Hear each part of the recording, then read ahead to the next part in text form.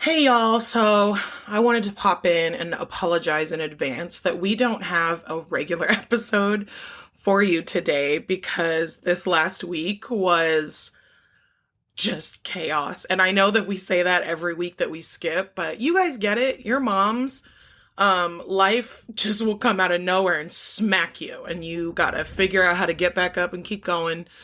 Um, there was a situation that happened at my son's school, and I ended up having to transfer him to another school midweek.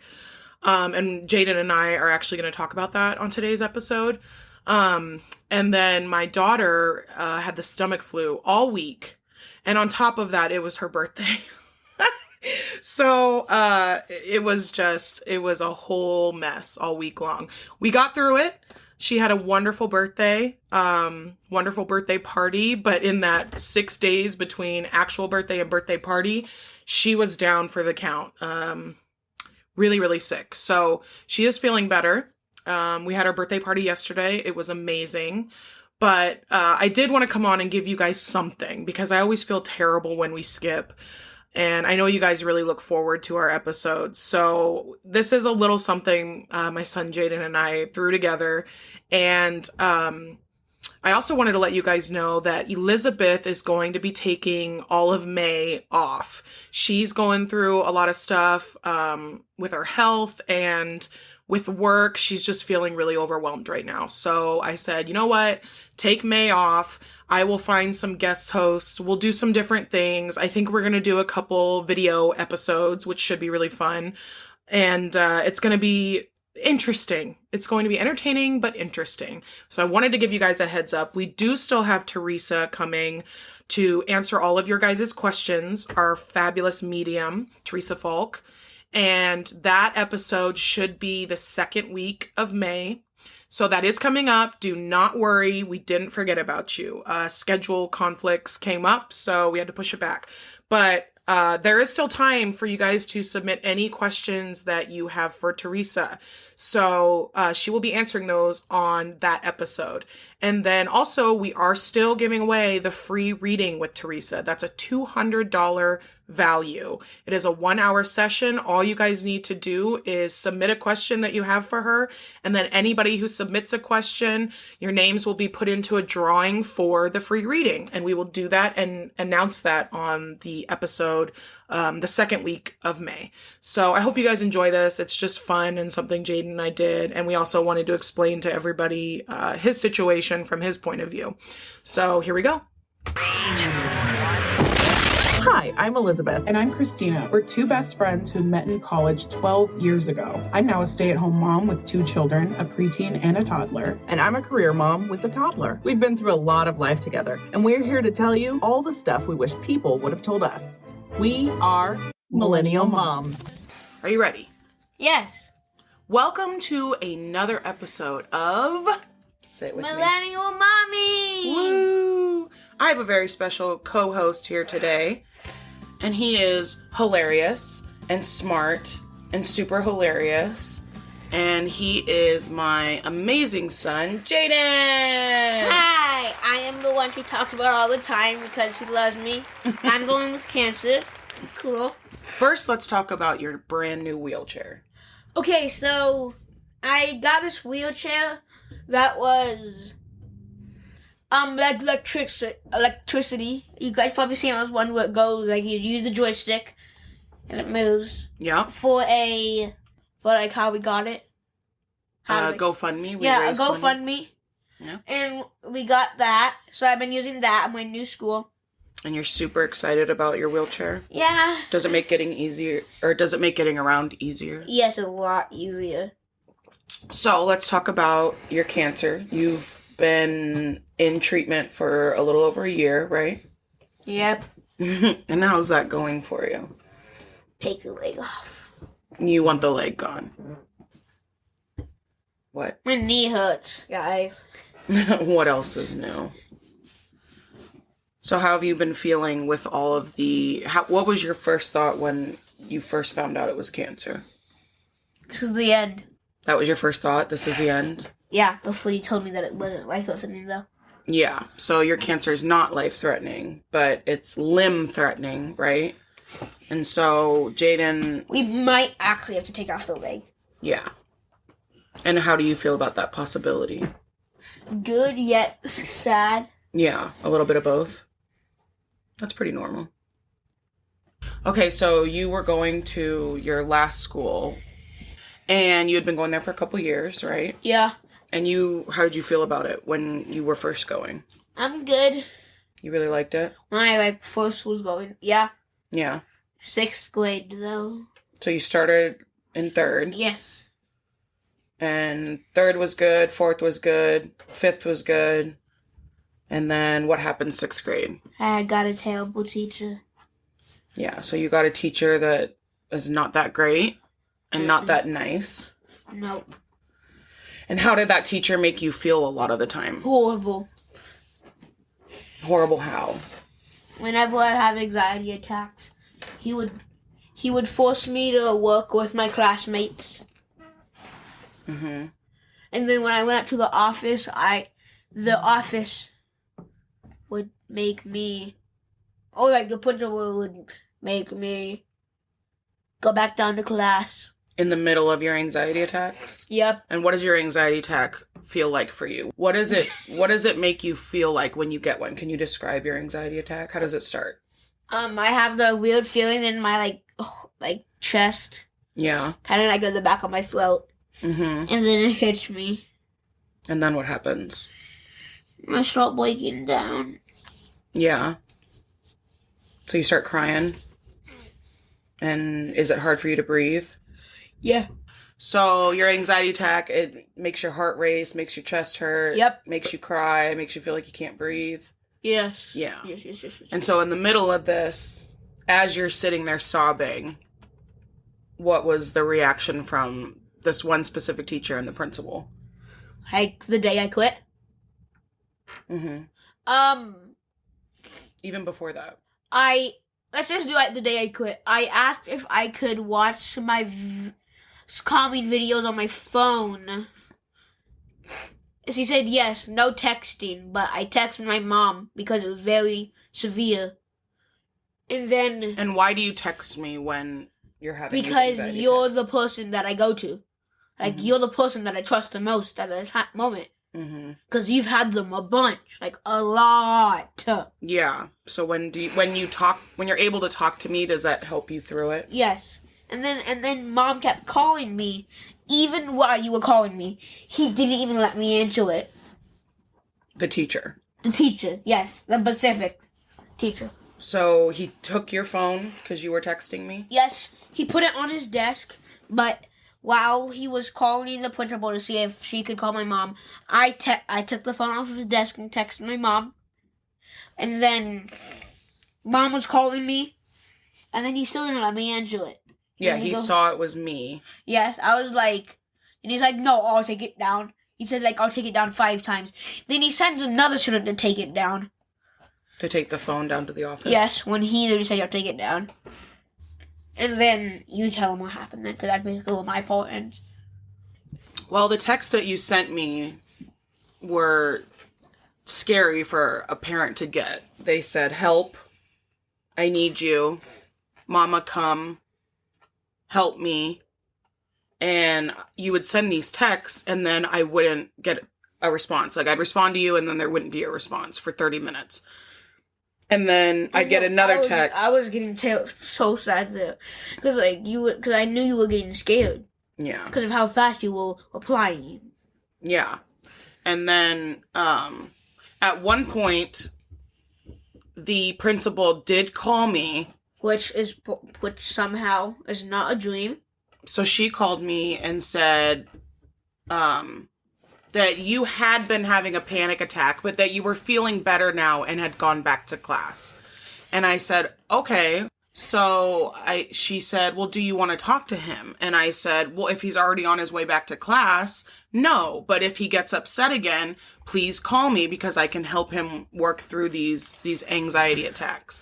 And she's like, okay. I really felt like it was so downplayed.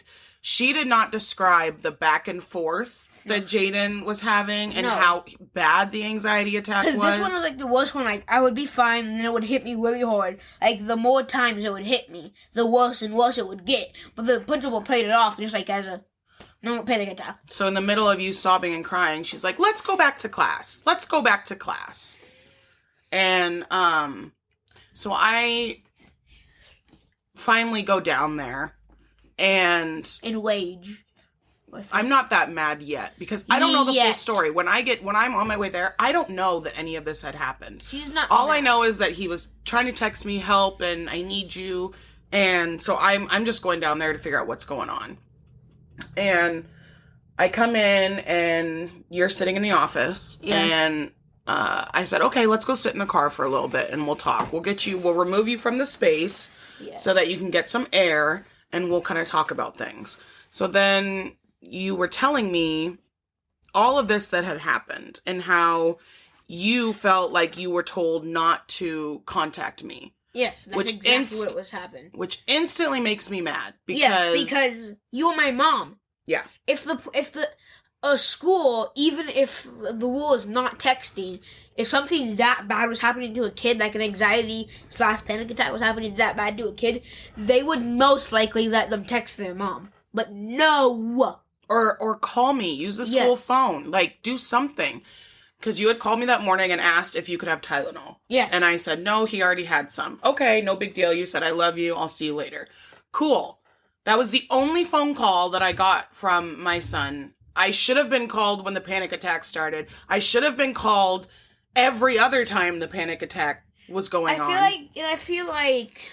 Now, I say that allegedly. I wasn't there. You weren't there. We don't know what transpired between anybody else. We only can speak on our personal experience and our personal conversations with these people. So I go, after you told me that they had not let you get in contact with me, then I'm pissed. And I go inside and I march right into the principal's office. I shut the door, and the first thing that I tell her is, I really want to cuss you out, but I'm going to try my best not to because we are in a house of the Lord. Verbatim what I said to her. Be mindful that my school is has a church. It's like a church/school. Yeah.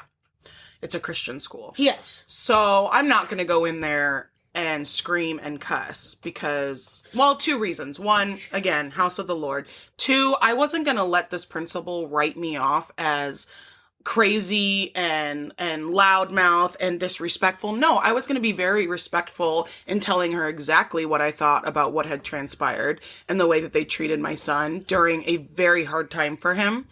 And, you know, she tried to spin it and she tried to giggle, and she does this little giggle thing in the middle of a serious conversation. I don't know if it's her nerves. I don't know if it's just her personality, but it's not cute. I can tell you that. And she giggled, and I about lost my mind. And she really tried to downplay the whole thing, like, oh, he was fine. And then we sent him back to class. And so I'm getting more and more angry with the more flippant that I feel she's reacting to the situation. And she tries to tell me her side of things, which do not match Jayden's side of things. And I said, pause, I'm going to interrupt you. Do we need to go get Jayden? Because your guys' stories are very different. And she said, no, that's not necessary. I'm not going to go back and forth with you. That's proof that she's lying. Because if you weren't lying, you would say, okay, yeah, sure, let's see what he said. He said what happened. That was my reaction. You didn't want to sit down and tell me what happened in front of him because your version is different than his version. And I mean very different. So then we got to the nitty gritty and I said, did you or did you not tell my son not to text me? And she said, well, yeah. And I said, why did you say that? And she said, because it's against the rules for them to text. And I said, okay, so if there's a school shooting and all these children whip out their cell phones to text their parents, I said, are they going to get in trouble? She giggles again. and says that is completely different. And I said, it's not different to Jayden. To Jayden, that fear is the exact same. If you have ever suffered a panic attack, you know how scary those moments are. Yes. You know that you feel like you're dying. And to cut him off from the one person that is most likely gonna stop it. Yeah, help you breathe through these things, help you calm down, get you to a safe space. The last thing somebody needs in a panic attack is told to stay in a loud classroom where there are so many triggers going off at one time, so many voices, and in your head you're dying. Do you think that that would be a calming environment for somebody to be in? And no. The worst thing about not being able to do text is that the last time I had a panic attack, they let me call Mom. Mom came and picked me up. We listened to the meditations, and I came back all happy. Yep. And I was perfectly fine. But then this time, I didn't come back. This was not the first time Jayden has had a panic attack, nor was it the first time it had happened at school. We've been down this road many of times. I'm always the one that comes and handles it and makes sure he's better. Or I take him home if I can't get him to a calm level. The fact that that was all disregarded and this poor kid was made to sit in his fear and his anxiety because nobody could figure out, hey, let's call his mom and get her down here is unacceptable. And as I'm telling her this, she's getting more and more irritated. And again, I felt, in my opinion, she was trying to downplay the whole situation. Whatever. I stop her in the middle of the argument because I'm about to cuss her out, and I refuse to do that. And I said, you know what? I'm done arguing with you. I said, I'm done speaking to you. I'm done dealing with you. And I said, you are the reason I am pulling my son out of the school right now. The principal and the social studies teacher. That is all we can legally say. Those are the two people that I was not happy with, that I felt were super disrespectful in the middle of all this. And it was the last straw. These two have been a thorn in my side this entire year. The things that the social studies teacher would say in class. They were racist AF. The things that they would say were so inappropriate for a class of 11 and 12-year-olds. In 6th grade, that it was so racist. I mean... And very inappropriate, yes. Super inappropriate. I felt like he made comments that kind of singled Jayden out. Yes. And another student. They were things that made Jayden super uncomfortable. He would come home and tell me, and be like, can you believe that they said this in class? I'm going to say something that is probably really bad. Okay, so listen. One time he said, God doesn't like gay people. I think when it comes to teaching the Bible to children, you have to be very careful in things that you say. And understand that this is a very formative and confusing year for kids. So to instill anything in their brains about, oh, God might hate me because I'm this, or God hates me because I'm this. How does that teach God's undying love for you? That is what I will never understand. That's what I will never respect, is the hypocrisy. God didn't say, love thy neighbor as long as they are X, Y, and Z. God said, love thy neighbor, period. God said, Jesus died for your sins. He didn't say, Jesus died for some of these things. And like the rest of them are like, ugh, like that's bad. No one sin is worse than another sin. Yes. Every single person on this planet is a sinner. Killing someone is literally the exact same as lying to God. Getting divorced, also a sin, folks. Did you know that touching pigskin on Sundays, also a sin? Did you know wearing 2 different blends of fabric, like cotton and wool? Sin, sin, sin, sin. These are all sins. These are things you can look up in the Bible and they will tell you that they are a sin. Premarital sex. I bet none of you have done that. Also a sin. So, in my opinion, it is not okay to give the impression that one sin is like way worse than all the other sins. And that was a problem that I had. That wasn't the end of it. He also made what I believe is a racist comment about rap music. Rap music backwards is blood and murder, but then country music backwards is all about God and stuff. There's country rap. There's rap music that's all about God. And my personal favorite was the super enlightened viewpoint that, and I quote, Obama started racism. And I quote, Obama started racism. I can't even, you A guys. black man started racism against black people. The thing that makes me laugh about that, the comment's not funny. What makes me laugh about that particular comment is the sheer ignorance. Like, logically, that doesn't even make sense. Because racism existed long before Barack Obama was born. So, like, that right there, if you take all of the politicalness out of that statement, it still does not make sense. Logically speaking, that doesn't make sense. These are the issues that I have. When you are spreading ignorance and like repeating these statements that literally don't make sense to a group of impressionable young people, I have a problem with that. And we're here to teach youth. We're not here to impart our personal opinions on youth. That's their parents' job. God love them. So these are issues that we have been having for a long time. This whole panic attack situation was my last straw, and you and I, Jayden, had a conversation Both agreed to quit. Before I went in there and spoke to the principal. I said, you can either finish the year here, which is 5 more weeks, or we can transfer you, which is what I was going to do in the fall anyway, as we discussed on the last podcast. So Jayden and I talked about it for a little bit in the car, and what did you say? Yes, I can't. I can't do this. Yeah, you said I can't do this. I cannot do this for 5 more weeks. No. I went in and I pulled Jayden, and I, that very same day, got him enrolled at. They had me called back within a couple hours and said, I just need this document, this paperwork. We'll get his class schedule figured out. He can start Friday. Friday was the best day ever. Best thing ever. It was so fun. Were you nervous going? Yes, but Friday, I have like 21 friends now. Yeah. So you had a really good first day. Yes, and I can't wait to go back tomorrow. Isn't that so sweet? I'm going to sleep now so I wake up tomorrow. So I was super nervous for him to go because I didn't know, he has panic attacks. I didn't know how this was going to be in a big school. I didn't even get the feeling of a panic attack. Not even thinking about a panic attack. It was so fun. And you made a lot of friends. Yeah. And when I picked him up that day, there was a student walking with him. Yes, I have his phone number.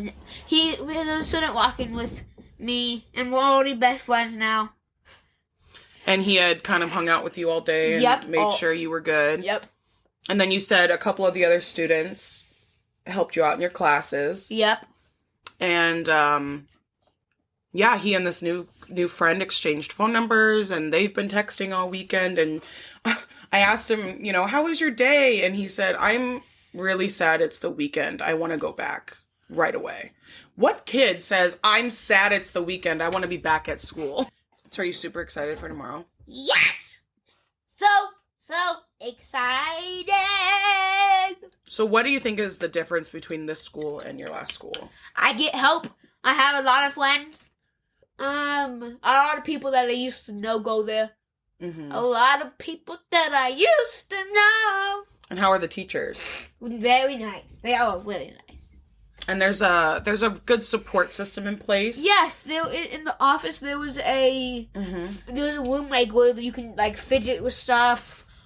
Play with stuff, draw, color, etc., etc., etc. If you just needed, 10, 15 minutes to take a breather from whatever the day is bringing, any student at any time can go down to the counselor's office and sit in this room. They check in, they don't have to say why they're there. They don't have to, they just say, I just need like 5, 10, 15 minutes to chill out, and then I'll go back to class.